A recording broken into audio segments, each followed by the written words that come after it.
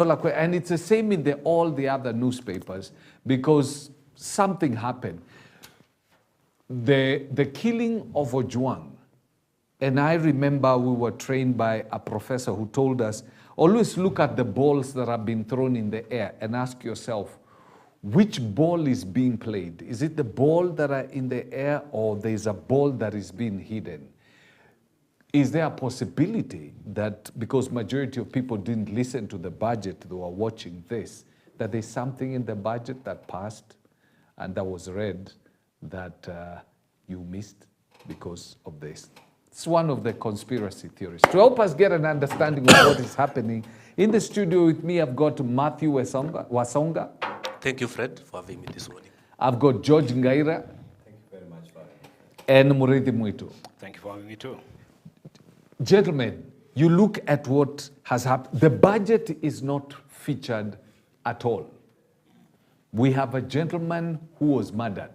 Yes. We have an OCS who is claiming that some big shots want to frame him with the murder that he had nothing to do with. And we have a DIG under siege. Yeah, thank you, Fred, once again. So many things happening at the same time in the country. And, that is the nature of our country. One event leads to another, and another one overtakes another, And as thing may hit is that yesterday, majority of Kenyans missed a very critical event.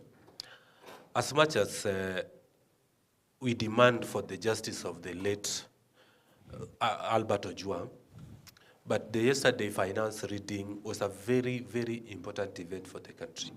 Because at least this is where we'll know what will happening in the country and the economy of the country for the next 1 year. Unfortunately, that being that we were having demos, majority of people did not even pay attention to whatever was happening. We were all the main interests, and even if you look at the papers today, nobody's talking about the finances. We don't know even the allocation. If you ask Kenyans outside here, they don't know which one has been allocated what. Because yesterday we were just focusing on the demonstration. So I think to some extent, for tomorrow, it's now time that at least we could try to understand that besides the demos, what is there for the country? Yeah. I don't know whether it was planned. Sometimes in Kenya, we are dealing with politicians, and politicians are somehow very tricky beings. They can even plan the demonstration just to divert the attention of Kenyans from the main thing, which is the finance bill. Because as is it today, the last time we saw, many people were so much interested in the finance bill 24-25. And that's why we even end up having demos and saying now we don't want taxes. Today, nobody nearly know what is in that finance bill. And by the end of the day, if you look at the budget read by CS Mbadi yesterday, there's a deficit, okay? A huge deficit. A huge deficit. Where will be the money? Where will they get the money to service the deficit? They either borrow or even increase tax, or they've already increased some taxes, because they can't come and tell us that you have a budget of 4.23 trillion with a deficit and you don't know where the money will come from. So, to some extent, as the vijana wa mtaa will say, hapo tulichezwa. But let me ask this. You have, it's, I don't know whether you can call it misplaced priorities. You have a DIG, yes, in this age and time who feels offended by somebody putting a tweet and a message out there on social media about him, and basically reports. And the gentleman, there are actually two gentlemen. It's only Ojwang that has become so known, yes, because Ojwang was killed. There was a gentleman who had been arrested and taken to Kamkunji. Yeah. When Ojwang died, the guy was set free, no charges, nothing. Charges, yeah. So how is it that we have a DIG who up to now has not learned to have a tough skin that can be able to take this kind of thing, Gaira? Fred, by the time you work in public service and get to the level of a deputy inspector general, I think it's at minimum 20 years looking at the ranks that you get into the police service, from a constable, and then you rise to inspector all the way to become a DIG. So for somebody at that level, that's why they take you to the Kenya School of Government to train you how to handle the public, because it's not now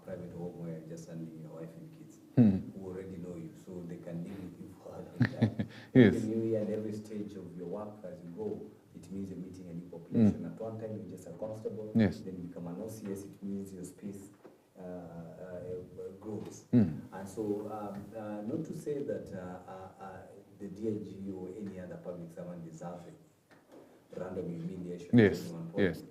But being as it may, it came at a time when the police service is under scrutiny, and I think this was not the right time to actually be able to engage in personal spat between him and a very minor blogger as such, because he wasn't a media house. Yes. You can say it has defamed you to a large scale that you can, if you want to seek recourse of whatever nature. You understand? And I think the DDIG might have taken the bait, being that most police officers have been under so much scrutiny over the last couple of years because of how they conducted themselves. And Fred, it's unfortunate that I mentioned this a while off air that just a few weeks back we had the former Deputy President Gashawe alluding to police and extremism, extremists within the police service in terms of conduct, extrajudicial killings, and he was very specific when to touch allegedly an ethnic community that is persecuting political opponents using the police service. And then now we have a DIG from a specific And he mentioned community. this DIG. Absolutely, Yes. he did. He mentioned the DIG and said it was the president, there's Kipchumba Murkomen, the CS Interior, Yeah. and the DIG. Including officers that. from a certain clan. Yes. He was very specific. And then a week later, you actually have by themselves. Nobody sent IG Lagat to go and complain. Yes. He has admitted publicly that indeed he wrote a complaint that is in writing, and the DCI said they were going to produce it, that he had an interest in the conduct of a particular person and he needs help. And the DIG said that, and the DCI director was very right. He said the DIG, like any other Kenyan, has right to complain and be able to be served. So this one places him at the heart of this case, because in criminal law, Fred, what they told me, my teacher, Mr. Kiari, many years ago now, 20 years almost, when we were doing criminal law, he said in criminal law, there's something that anytime a crime is committed, the first thing you want to discover is the motive. Why did this person, who wanted this Who guy would benefit the from most this motive? from the, yes. Absolutely. So here we have a case where we have a complainant and the suspect who is dead. So you very easily... And the suspect was picked from home. Yeah, absolutely. Very healthy. And the complainant has confirmed that that is the person he had an issue with. Yes. He has not deviated from that. So, And the people who arrested him are people who work under the complainant. absolutely. You can imagine. And so it's a street case. If I was a prosecutor, this is an easy case. Because government has admitted that it picked this human being alive and well.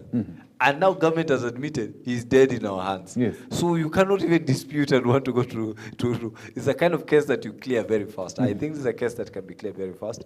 The motive is very clear. The person of interest is very clear.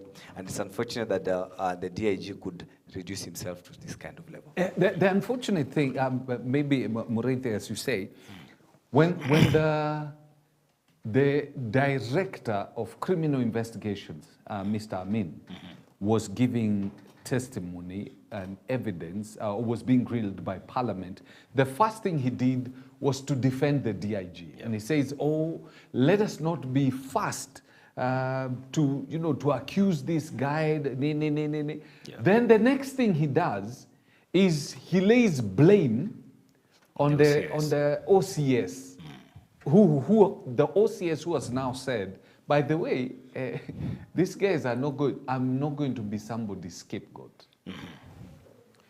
And the officers who took the guy from Migori were CID officers. DCI. You see,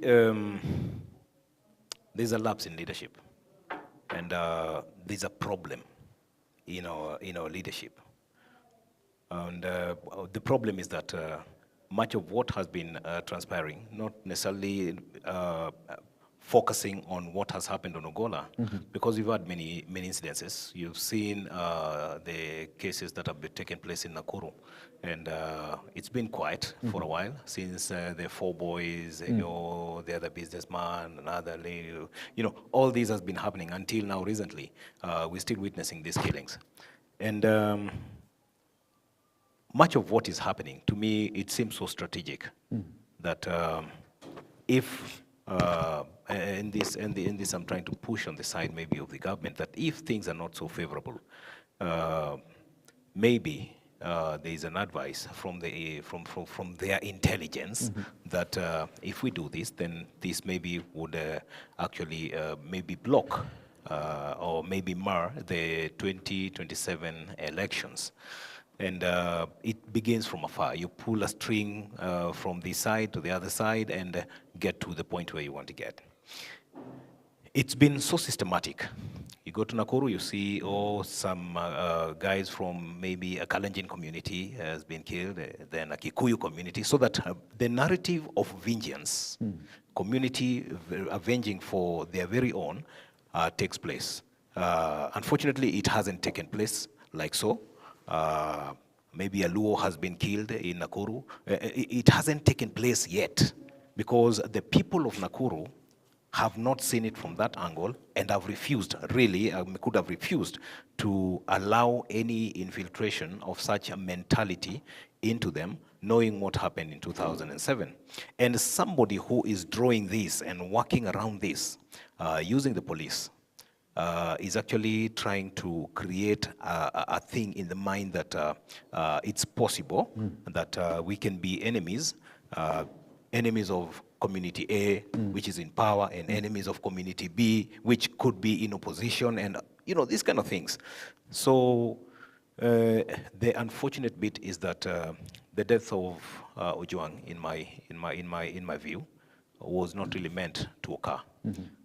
Torture. You think it was accidental? It was accidental and went beyond their plan. Yeah, true. It was meant to torture him, scare him, and all these things. But the unfortunate bit is that gathering from the information from his father is that he was suffering from asthma. So, and the father had been called by the son when he had access to speak to the father. Yes. And he was able to request, Dad, please talk to the friendly police officer and tell him that, I'm asthmatic, so where I'm actually put right now, I'm actually exposed to, some kind of condition that will affect me. By that time, death was not so close, but he could feel that things are not right when you're bundled in a maybe secluded room, So under such circumstances, whatever took place after 9 o'clock that Saturday and 2 p.m. when he was brought back, again explains many things, because we are reading between the statements that came up. The DCI head comes with a statement that he banged his head on the wall, and also in defense of the deputy IG, Mr. Langat, only to release again the list of the police officers who were used to come and maybe defend the interest of the Deputy Inspector General, Langat, to realize that they are actually from one community, the sergeants. And the sergeants working with the corporals, definitely you know where the command is coming from. So that explains many things. Should we even be talking about, because I know the officers who actually went to IPOA to give, to record statements. Yes. Should we be even talking about this with the DIG in office right now? He should have resigned. Now, he being the one, coming down to him being the complainant. Yes. There is a procedure. And there is actually legal procedure that has been instituted by the parliament through the laws that they have made that would manage the digital content. Now, if I'm a complainant, of course the court systems would have addressed it. Seeing it from the process, how they started it, seemingly somebody would think they wanted to take that direction. So informing that police station, the nearby police station, and then favorably, I think we need him closer to us, took him to Nairobi, and recorded statements and many other things. This would have ended in court. But the unfortunate bit, which is now biting Langat, is that it has been known that he's the one who gave the orders. and the people who he gave orders came and picked the guy at 9 p.m. again after presenting him and accepted by the Central Police Station and put in cell. If you pick me on both feet, if you pick somebody on both feet, Yes. walking, live and kicking at 9 p.m. and then comes back unconscious at 12 p.m., even if you were the head of that police station, you'd have hesitated or refused to readmit that person because this is not the kind of person I released to you. And the story behind it is not given to you. And that's why the OCS is very careful because he knows right now he's been pitched for an alibi in the case. So that's why we're saying that it's unfortunate what is happening is actually tainting the president, who is the commander-in-chief of the Kenya Defense Force, which the police force lies, and no strong statement has come from him. And although the CS Interior, who also hails from the same community, I'm trying to look at it from what is there, may have come out to strongly fight against it, is still from the same community, the president from the same community. I don't want this thing to be seen from that perspective that it's a community thing. Yeah, you it's understand? not a community thing.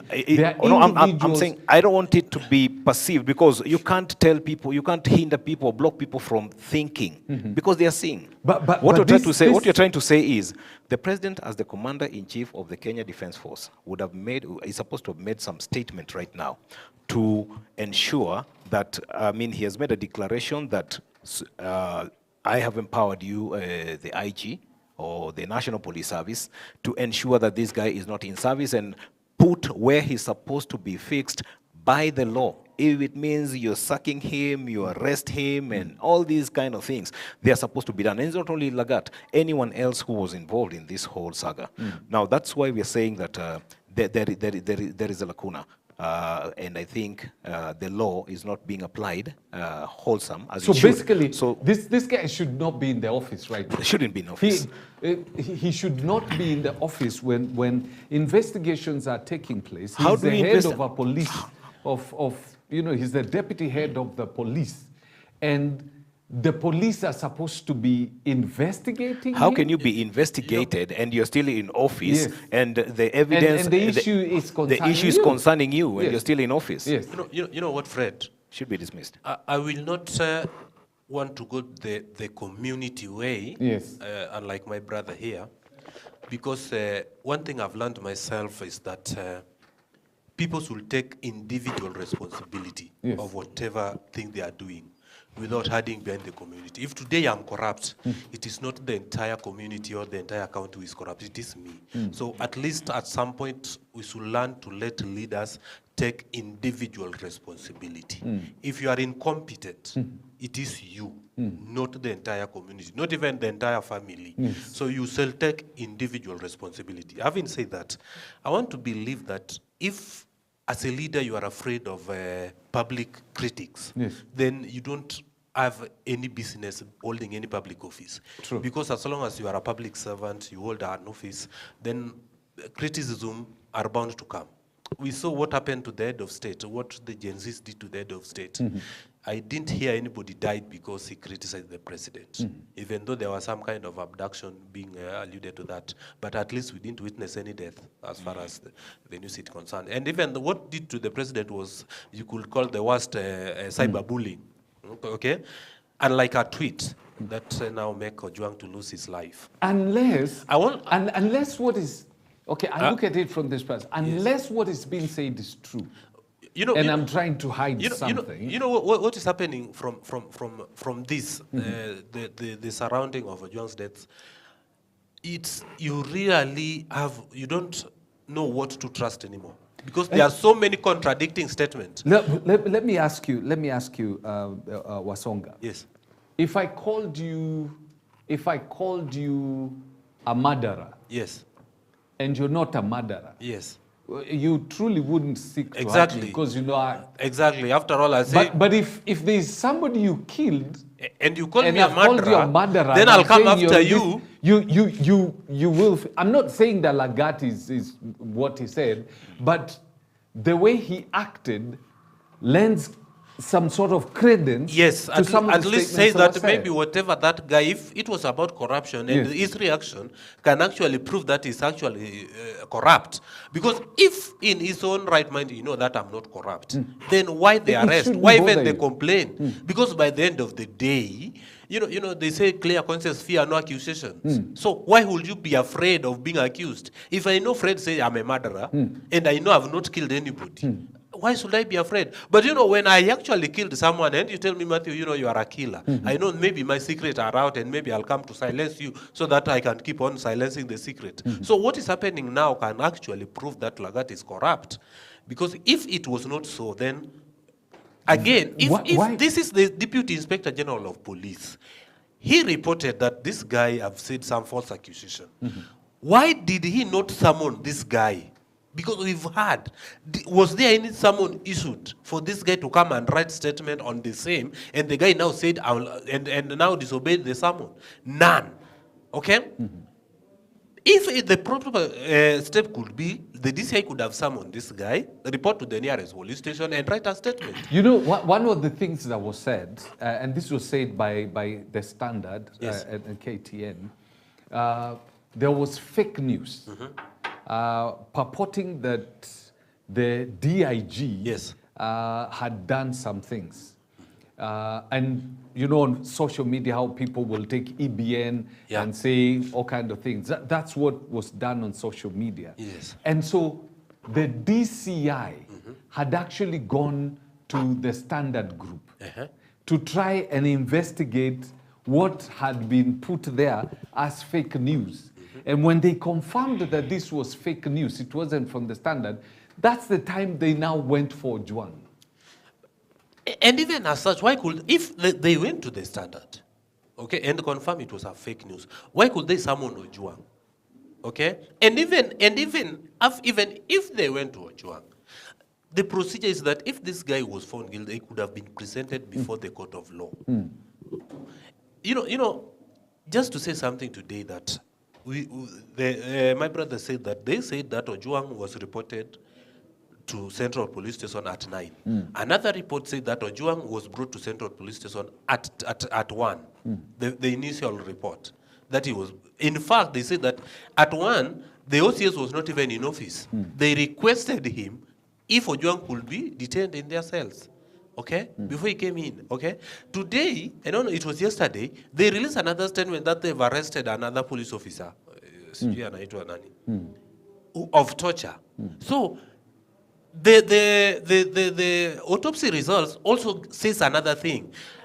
We are just waiting to know the truth, what happened and what inspired beyond all this. Because what we are witnessing today, there are so many contradicting reports. And from what I can say now, and this to remind President William Ruto that in so many of his statements, he promised that we will going to end the extrajudicial killing. I don't know what is still waiting for or what Lagat is still doing in that office.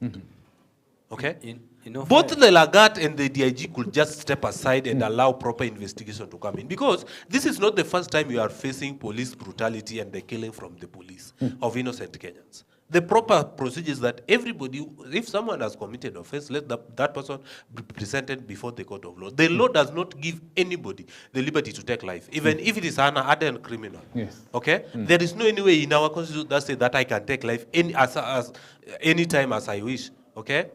Irrespective of your societal status. So I think at this point, the DIG should resign. And even it could have even been proper if the president was a man of his words. Is that nowadays we even doubt whether he was, when he's telling the truth and when he's telling the lies. Because it's really, there is a very thin line between what he says as true and today as we speak, President William Ruto is in Ngong, destroying some illegal firearms.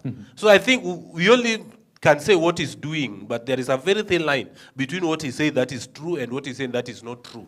You can really differentiate. Yes. So I think as it is today, what should happen, both the Inspector General of Police, the Deputy Inspector General of Police, the Interior CS, the Director of Criminal Investigation, both of them should be held accountable. And as we speak now, they should all be out of office. So that we can have a proper investigation and put an end once and for all to police brutality in this country. Yes.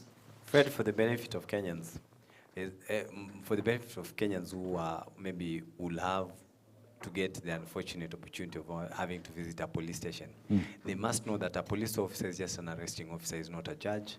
He's not a DPP. He's not a counselor to tell you how to go about your case.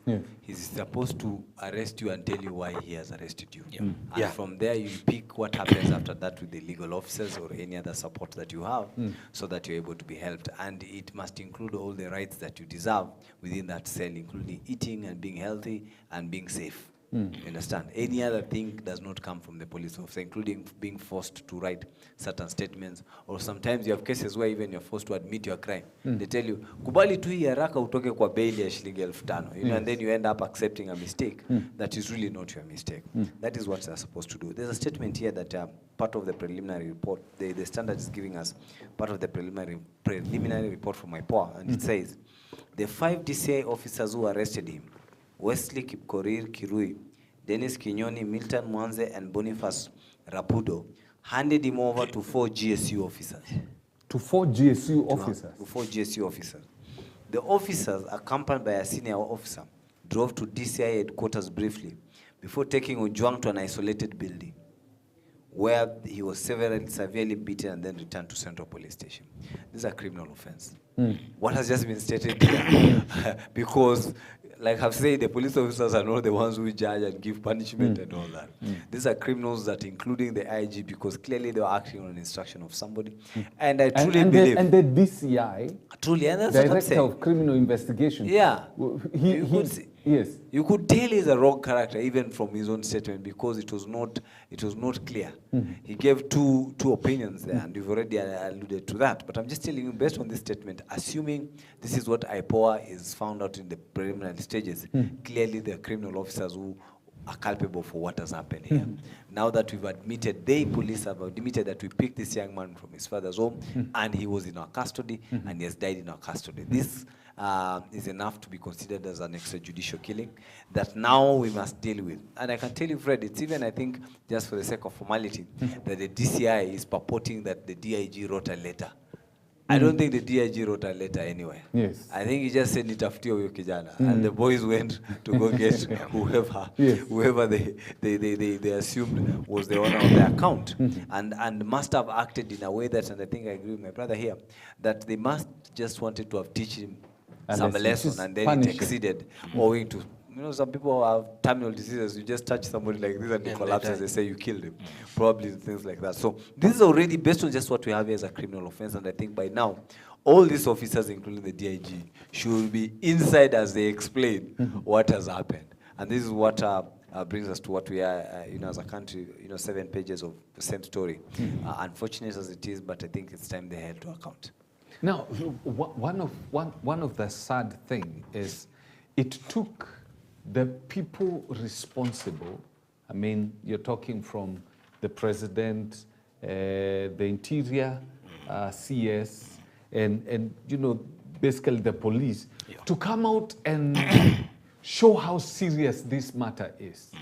The first thing they did is the spokesperson of the police. Who should be in Mushiri? Yes, he should actually be behind bars. Because... But he's working, the spokesperson is free. Yes. And the OCS has been interdicted. You know, that is, you know, Fred... He comes and tells us that this guy hit his head on the wall. Yeah. First and foremost, where did he get that information? He's not supposed to just speak without being given instruction. Where did he get that directive from? Because the person who told him that definitely wanted to send the entire country in the wrong direction. You see, when you hold an office and due diligence is expected to be accorded to every bit of your activities, actions, that is. And one of the actions that the spokesperson is supposed to do is to speak on behalf of the police, of the National Police Service.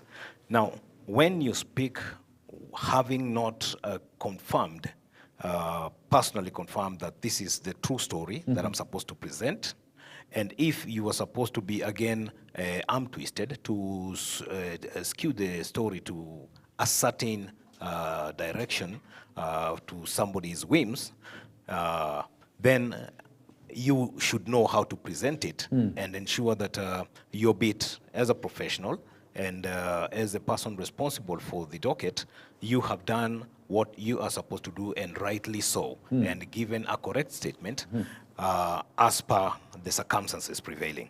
What I'm trying to say is that the spokesman already committed a crime of giving false information, which is culpable. And what you're trying to say is that such a person should not even be in office at the moment, much as Lagat, who is mentioned, should not be in office. The DCI officers who actually participated, the GSU officers who are mentioned, that is from these other sources. And today, as we stand, we cannot ignore details from the social media and claim that it's not really qualified for a journalistic, expose. What has happened is that this information and much of what we're getting from the mainstream media and from the social media, we cannot doubt it, because one is real time. And that's why even now the mainstream has gone something called the digital platforms, and they're getting real-time information.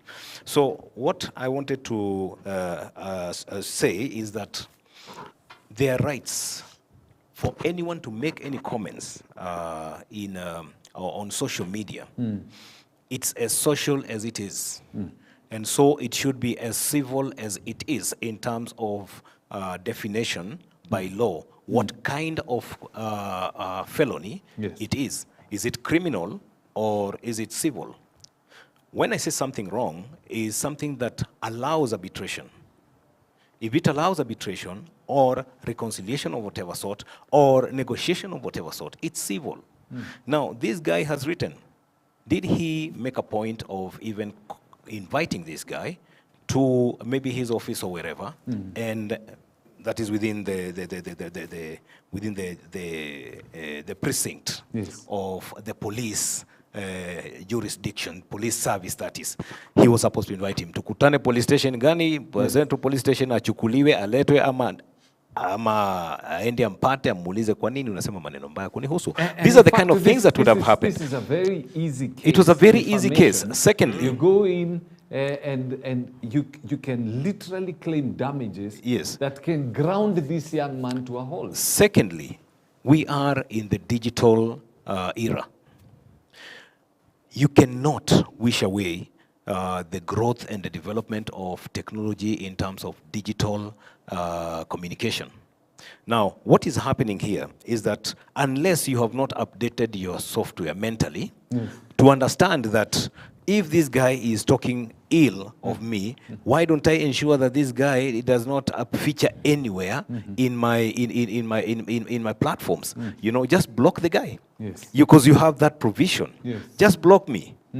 Plus anyone who comes by my name, anyone who comes through my channel. That's how it works, unless you don't understand that. But if he doesn't, or him or any other person understands, then it becomes very easy. Because look at us. If you offend me, I just block you. Pretty simple. Straight. And you're done. And I delete you even from my WhatsApp if you're somebody who is my contact.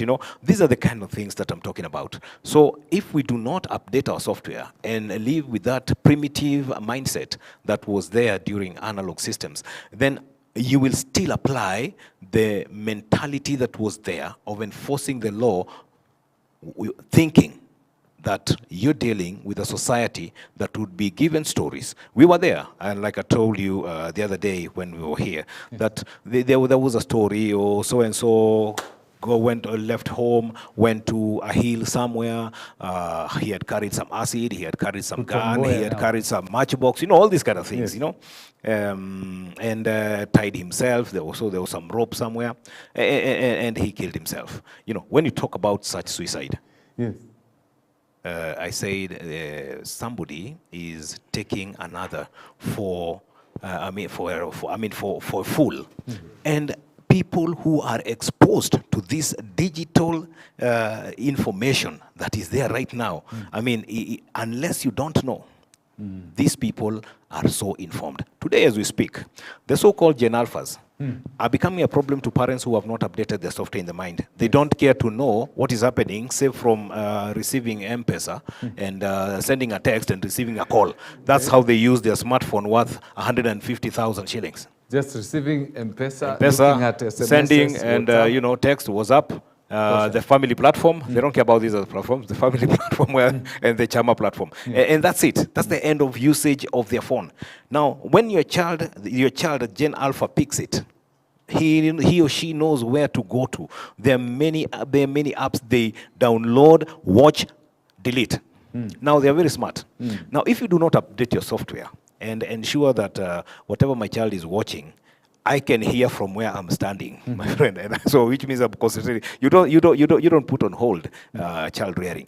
That's why dealing with the Gen Zs is becoming quite a challenge.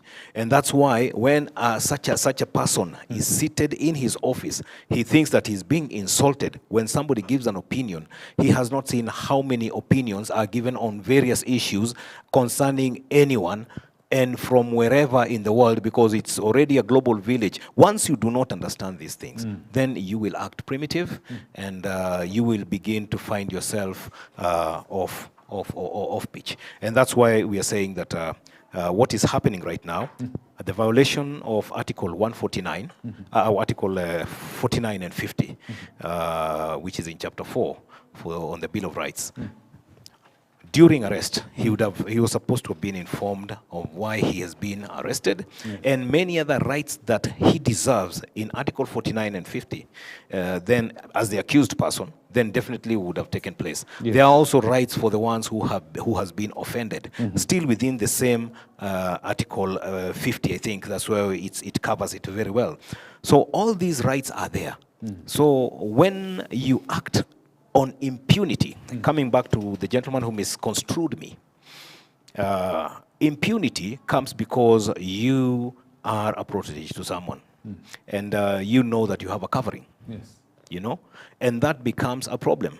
Because utadu nene. So that's what I'm saying. Yes. That's what I was trying to explain to him, that when these things happen like this, and I happen to be above you, and I'm not giving the statement I'm supposed to give, then it means I'm privy to what is happening. You understand? Yes. And it was not a community thing. It was only that evidently there are a sergeant from that community, another sergeant from that community, and then the police constables are from the various communities. So what I'm trying to say is taking it high up, that you want this ladder now to be climbed all the way up to the IG and whoever, then everything would have been checked. Somebody would, I said you cannot block or deny anyone to think like that, you know? Because all the things, all the balls that are playing in the air look like that. Thank you. That's what we call speculation. So you can't legislate speculations, because if you don't say it, then you have spoken. That's why we say silence is an answer. So if you don't say, then I give myself your answer. Who do you expect to fire, Gaira, from the legal perspective? Yes. Who is supposed to fire if peradventure the DIG is supposed to be fired? Who is supposed to do that? The National Police Service Commission has a disciplinary, besides IPOA, which has a mandate to oversight the police. By recommendation by the IG. Yeah, absolutely. So within the Police Service Commission, there's a disciplinary unit that actually is able to handle that, because it's a commission, just like the Judicial Service Commission. You can then, any Kenyan can write a complaint over any officer of the commission, and then he's given an audience to be able to do that. And where it feels like there is an overlap of responsibilities and you might not get a fair fight, then you are referred to IPOA, which is a separate institution. But within the institution, there is that process, and the disciplinary committee then goes through a legal phase, which includes an inquiry to be able to establish that, because at the level of a DIG, it's a senior officer of the commission. True. Then the report of that commission is then taken to the president, and that's how he exits the. But I think to some extent, the death of Ojua have really proven another aspect of our leaders, that this guy does not even cares about us, and it's a good reminder again for us as the common knowledge that we are on our own. You're saying we are on our own? Yeah, we are on our own, and it's high time that we think outside the box and try to use. But let me, as I want to work on your microphone. Let me pick on the thought he has started on. I saw when Ngodowere died, you had members of parliament lamenting, crying, and I remember seeing a clip of Governor Wanga, crying, bawling over the death of Ngodowere. I don't know how close they were, but I remember at the city mortuary, there's, I think it's a woman rep, Bensouda, from that area. In fact, I was being told the member of parliament from the area where he comes from had not even spoken by yesterday. So it is like, as he says, it looks like we are on our own on these things. If you died, Fred, it's because, just another because one. it's not the first case of extrajudicial killing. We actually have another one, two dead bodies that were found in Elgeyo Marakwet that were killed in unclear circumstances. True. It just happens that here the suspect is clear. You know the person that could have told you in criminal law that we work with. The first thing they teach us in criminal law is motive, that who would have wanted this guy dead and why. It gives you a work plan in crime research. I think they call it you investigate with an open mind, so that you're able to figure out who would want this person dead. Here, there's very clear that the person who had interest in this young man, he is specific, he is known, and has admitted that he had an issue. You know, by admitting that he reported to the DCI over the conduct of this young man, he becomes the immediate person of interest, and because of stature, that's why it's a prime time story. But we have almost 10 pending cases, including one in Nakuru. Again, another young man from Nyanza who disappeared. I think it was in the hands of some KWS, KWS officers, and he's disappeared. And it's an ongoing case, and there were protests in Nakuru back and forth, you know, and we don't know where that is. He didn't disappear. He was found dead. He died. Dead? Yes, the guy died. Yes. The guy died. They found him. Yes. That's why I was saying we are on our own, because when Ngodowere died, Ngodowere died at the city mortuary roundabout. Yes. The entire Luo leadership were out gun blazing. They went to the city mortuary. They went to Nairobi Hospital, then to Lee Funeral, where Ngondo was. They went out gun blazing. I remember Governor Wanga furiously saying, commenting in one of his rallies in Homa Bay, that we did not sign for our people to die.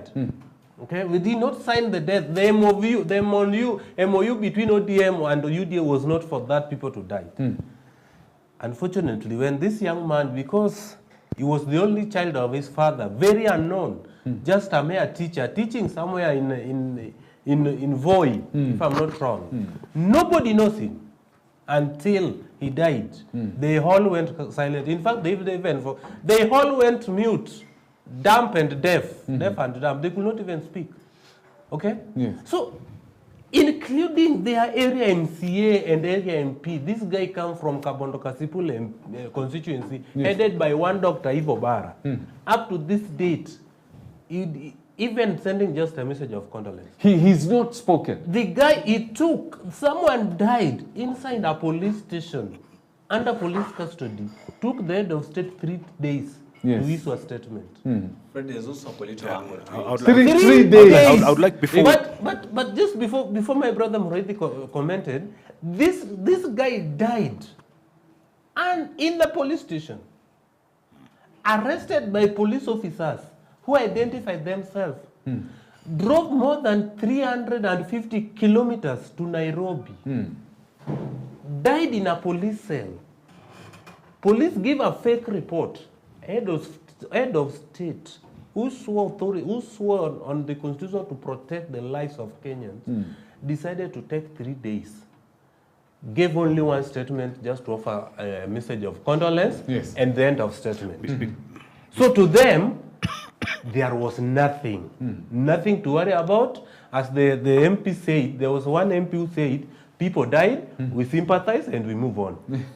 So that cell can, yes, there's an MP who commented. There Yes, was one MP and on the floor of the house. on the floor of the house. Yes. The people died every day, we sympathize, and we move on. And that is why even up to date, none of them could not even demand for the DIG Lagat to resign. Because to them... To the defense of some of the members of parliament, when the matter came on the floor of the Senate, I know Boni Khalwale. Yes. There's Boni Khalwale. Sifuna.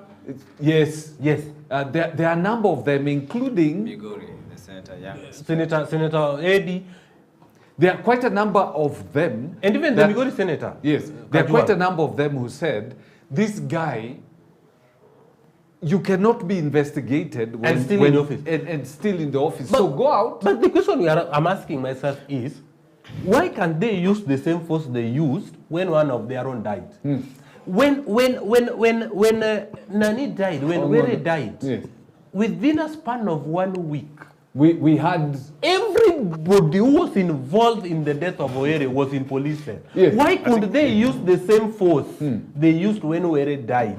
Maybe To approach the ones when who are Abbas died. investigating were participated in the killing of this. So I want to tell us questions. Yes. I want to blink. I can see he's getting enriched with No, what is no, happening. no, no. I can judge from what he's saying. He's getting enriched and infuriated. Today we are talking about Ogola. The other day we were talking about Kenjokoma. Yes. It's a gone case and gone. The other day we were talking about, let's see the list of the people, the young people who have been killed in the Gen Z protests. Much as he wants to avoid the issue of community thing and party affiliation and everything, he's just brought it out very well. We did not sign for our people to die. Who are their people? It is not a Kikuyu ODM member. It is not a Rendile ODM member. It is a Luo ODM member. Chama yetu sisi kwa serikali. Yes. You understand? Is that national or tribal? It is tribal. And that's why I'm saying the hypocrisy that is with the Kenyans and the leadership is close to actually becoming a family of evil and Satanism. The evil and the rot in what people would call tribalism, if that is what it is as they spell it, then I think we have very rotten morals, rotten moral standings and ethics, and all sanctity of the mind is bloated and blood can't see clear. Because ODM is in government. Their very own is killed. Yeah. They push the government does. The government is obligated, KK government is obligated to help them because, hey, we'll kill a relationship. So they did it first. The only difference with this matter is that the populace that was in the streets did not care the tribe or wherever. Them, they wanted to clamor for justice, and not justice for Ojwang, is justice for every victim of extrajudicial killing, regardless of community, party affiliation, or religious affiliation. But now you see, when I see Millie Odhiambo jumping up, is because to her, it's a Luo. And that's tribal. Then they're there fighting other communities, profiling them as the bad ethnic community. Now I'm giving it another twist, that Kenyans should be honest to themselves, like what we saw with the young men coming up and women coming up to fight for the right of those who have been affected by this. And I'm talking about affected as in the family members and those who have been murdered themselves. Yes. Their right, their justice had to be served. Yes. What I'm trying to say is that it's time for Kenyans to do some bit of soul searching. Right? So once we get to that one, maybe that could be in another discussion. Yes. In another discussion, because it's very broad. Yes. When it comes to soul searching, it's about looking into ourselves. We can do that analysis in another show. But let's get back now to touching base. Yes. The IG tendered an apology on behalf of the National Police Service for peddling false information, which was disapproved by the pathologist, government pathologist, that this person was actually beaten and such. So when he tendered that apology, he also followed up that the officers who are culpable, found culpable in this whole matter, will face the wrath of the law, and also the disciplinary measures set aside by the force. So this is what we expect to see taking place. And why I'm so worried that nothing may happen is because up until now, the president has not spoken. The head of the Kenya Defense... the president did make a speech. I mean, towards in the midst Bloods opening up that can these people be held responsible for their mistakes as per the law. But you see, when we declare it shouldn't happen or it should not happen, we want it, let it be open. It's the IG who is supposed to declare to the National Police Service that, hey, you failed your part. Present that person to the IPOA, let him be investigated. Then the National Police Service Commission does its part. And then if the courts are to be involved, then they should be involved. What I'm trying to say is that let justice be served to the people, but we're waiting to see that lest the IG maybe is arm twisted, or maybe because we've seen the issue of the alibi, OCS as the alibi in this case. Talam. Yes, Talam. Because he received somebody who was walking on his 2 feet. No. The first instance, he received the person into the police station. The person was healthy. He even signed for himself the statement. You know, you heard of a story. He had to be uncuffed so that he can be able to sign his statement. This person was still in good, in not, I wouldn't say perfect shape, but he was still in good shape.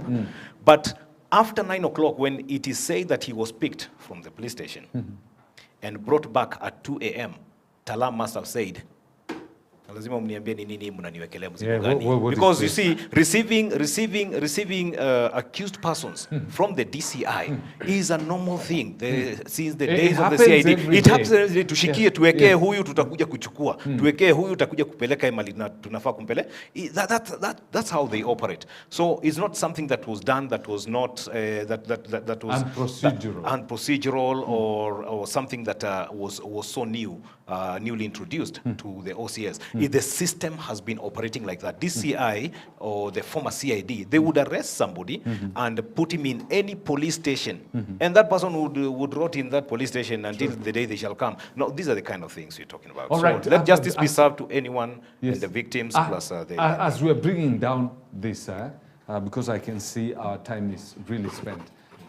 IEBC, very brief. The IEBC, the president has already gazetted. Now, Mr. Ligoman. Yes. What is supposed to happen? Because I know there's a court case that stops almost the swearing in of this guy. The process of the IBC, but then again, legally, the commission had the judiciary, which is the CJ, who has a mandate to now foresee the process of swearing in the commissioners, ought to be able to achieve that within 7 days, which then takes us to around next week, maybe on Tuesday or Wednesday, depending on when the names were gazetted. I think they were gazetted on Tuesday. So 7 days would take us to next week, around Tuesday, Monday or Tuesday. Yes. And she has to make a decision as to whether or not she can proceed with the swearing process, or she abides to the judgment that was given by Justice Lawrence Mugabe, which was that they can be vetted, but they cannot be sworn in, because then if sworn in, then it negates the whole reason as to why they're in courts. So we are hoping very much that this comes into this, we come to a solution, because IBC has completely overstayed, and it has an enormous task to be able to achieve that, not just with the by-election, but also with the boundaries. And Fred, you know, IBC is a national security issue. Yes. Anytime IBC plays, Fred, we've lost lives, and there's no Kenyan life that is worth this IBC, especially the one that we have. The characters they've chosen there as commissioners, no Kenyan deserves to die because of such a commission. And so I pray that we're able to solve that very quickly, and then we can move on with the business of serving Kenyans. IBC. I think even as we wait for the outcome of the court, and those who understand law better than us, like my brother Ngaira, tell us what happens in the court and maybe what will happen. We hope that all these things could be cleared as fast as possible, and by the end of the day, we'll have an IBC. Yes. But just in summary, Yes. I want to borrow into something my brother said, now that we are talking about leadership. Yes. And my appeal to Kenyans have always been, as Matthew, I don't buy in the idea of the broad-based and the opposition. Yes. Because from where I sit, whether it is from the opposition calling themselves the one-term and the I-Cousins group of company, Yes. or the broad-based government group of company, they are in the same WhatsApp group. They are just the same monkey, but playing in different forests, offering no solution. Yes. Because when they are needed the most, they are not there. But when something come up that serve their own selfish interest, you'll see them outside there making the loudest noise. One thing I will say that, Yes. as we do the soul search, as my brother says, it is us, the people of Kenya and the citizens, that give powers to these leaders. I've always said in this, here in EBN, many times, not even once, and I will not stop saying that, when we are going to elect leaders, let us be very careful of where we are going to elect. When a problem faces a country, it does not select which community or which people it affects. Today, people are on the street yesterday. There were no Luos, Kikuyus, or Karenjin. Yes, it's just Everybody Kenyans. on It was the the street Kenyans. were Kenyans demanding for justice. Sure. We've seen so many extrajudicial killings, the Kianjokas, the Rex, you know, there is always been a lot of extrajudicial killing. And the only way we can put an end to all this is to get the right people and patriotic as leaders in this country. And we can only do that if we approach election with a sober mind and putting Kenyan first. Fred, I've said it many times, that everybody living in this country, before you are named, whoever you are named, or born into whichever community you are born to, you are first a Kenyan. And as we are going to election, we should put that Kenyan flag first before we elect. Because we know that if today I will elect bad leadership to punish Kikuyus because I'm a Luo, the punishment I will not be exempted from that punishment. You will suffer the consequences. I will suffer the same consequence just as someday. Kikuyus. Yes. If today Kikuyus vote bad leadership to punish Kalenjins, they will suffer the same consequence. And it will be a terrible mistake. It will be a very, so let us not avoid this politics of hatred, voting particular person to punish this individual. But let us vote Kenyan and someone that will uplift and respect the right of every Kenyan, irrespective of where you are coming from. That has always been my stand, and that will always be my stand. That is why you will never find me anywhere close to either the blood-based government or the I-Cousin and the one-term president. Because by the end of the day, when I sit and with my right senses as a Kenyan, I don't see any solutions solving the problem we are facing as Kenyans. Yes. Okay? Yes. And until then, Yes.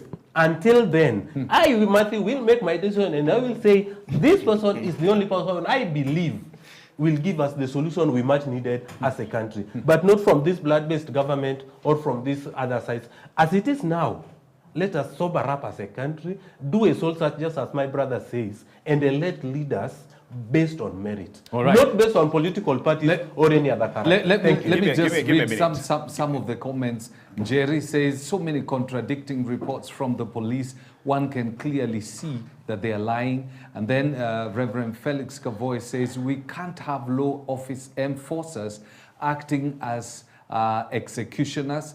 Kenyans should rise against the general attitude of the police and the DCI that they can kill anyone they don't like. And then we have Martin who says following, and then we have Sami, you're saying you're tuned in. Yes, you are saying. In my closing remarks, Yes. I would like to appreciate what he's saying as an individual. It's only that you see those who did literature, Yes. they read between the lines. He had forgotten that, like yesterday, we had the likes of Onyonka in the Senate who were very furious and angry about it. Yes. We had people like Senator Metu who are very furious and angry. I don't want to go into that list. What I'm trying to say is that it was easy, much as he says, but and it's not about him. Yes. Somebody would still find myself or finding himself having some form of inclination subconsciously. But what I'm trying to say is that it is not evil to fall back to where you came from. It's not evil. Because even right now, if I would float 10,000 shillings on the table and say, is yours for the taking, the first person who comes into your mind is a member of your family, not mine. So it's normal and natural. Secondly, closing this matter, is that it is within the plan even of the long-term plan of the KK government that let's delay the elections. Gerard Gay had already introduced the 7-term thing. And if the 7th term is not coming directly as 7th term, then let's do a delay. Let's push these cases. We can pay up lawyers to block this matter. We do the gazettement and everything, but have a lawyer who is blocking it. It buys time for the delimitation of boundaries. Then you are the one who shall introduce the case of delimitation of boundaries in Parliament and say, no, we can't skip a step. Yet you know that time for certain exercises has already been elapsed and has already been overtaken with time. Now, instead of finding a convergence point, they shall have that argument, and it's going to emerge from Parliament. Once you're done with the court case, they shall talk about the timelines and what IEBC was supposed to have done. But where did the delay occur? It was supposed to have been appointed in February this year, 2025. Yes, yes. But that's not what happened. You know, the completion and the swearing in of the IEBC officials was supposed to have taken place in February. We're now 3 months into 4 months down the line, late. That means the delimitation of boundaries might not take place. And somebody might take it as an issue. No. My constituency was supposed to be split. It's simple as that. They are already handpicked. They are already selected. They know what they shall say.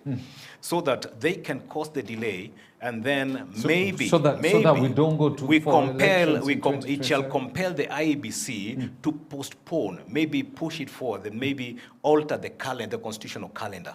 You know, which may also create another crisis. And when a country is in a crisis, it doesn't go into elections. So these are the kind of things we are reading from very far. Like what you had alluded to, the dailies and people are not talking about the budget, yet it was a very serious thing. It's the same way. You can have something good, something right, something legal taking place, then you send somebody to block it, the same person, so that we can buy time. And the same thing would have happened. Hey, I think now we have something we can cling on to. We have these riots. Yes. Let's fund them. Let's push them. Let them talk budgets. Let them talk riots. Let them shout in the streets, and forget to listen to what is being proposed in the budget. So the only chance Kenyans have is to follow on the debates which are going to come in Parliament, and read, scrutinizing this whole budget that has been proposed, and read it. You know, that's what we're supposed to do. So I think there is a lot of it that needs to be checked. All right. Thank you very much. Okay. And I appreciate I need to read. I can see Geoffrey says we are now living a life of Ruambea. Ukiongea barabarani unaangaki na wololo ya mama kai. I can't read this. Ako nyumba yako Haji itaendelea kwa Ojwang, because if that is not done, watu watakuwa wanauliwa kila kuchao without anything being done. You know, the saddest thing, I was thinking about, put yourself in Ojwang's shoes. What that man must have gone through. The fear. You remember he called his friends asking about Rumande, how it is. He was afraid. Yeah. He called his dad, telling his dad, Dad, please talk to this officer. Tell him I have asthma. He was afraid. Put yourself in that shoe. Now, imagine this is your brother or yourself. Now, imagine being taken by these officers, mean-looking people, and being taken to another place, and you're beaten. Now, I have witnessed maybe animals being tortured and be slaughtered. They scream, they shout, trying to appeal to the heart of this person to save them, not to harm them. Every animal does that. But in this particular case, this is a human being. He speaks the same language that you're speaking. He pleads to you, please don't kill me. He is crying. This is a man being beaten to a point where he goes into a coma. Can you imagine the horror that man was going through when he was going through the beating? He has shouted, called his mom, called his dad, because I remember the young man, the man who was murdered in the US, what's the name of that guy? The one whose knee, some police officer had his knee on until he died. Floyd. You remember he, at one point, and this is a grown man, and because of the hopeless and helpless situation he was in, he started calling his mom.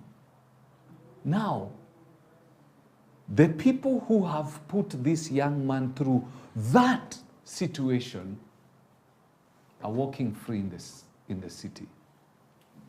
And they will probably do it again. So I agree with the comments that have come. We have to do whatever it takes to stop any other person from going through that kind of thing. They cannot be the people who arrest and executioners. We have a justice system, for crying out loud. Ojwang's father had only one son, only one child. The child now is in a cold room. Think about that.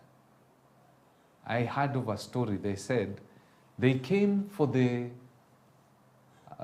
churchgoers. I did not say anything. Then they came for the Jews. I did not say anything.